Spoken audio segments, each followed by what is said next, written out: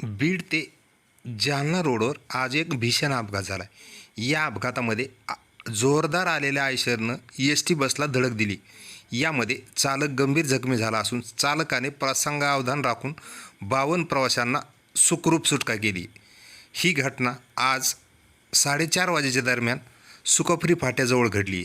सदरील बस तीर्थपुरीवरून आंबडकडे जात असताना या बसला बीड करून येणाऱ्या आयशरने जोरदार धडक दिली.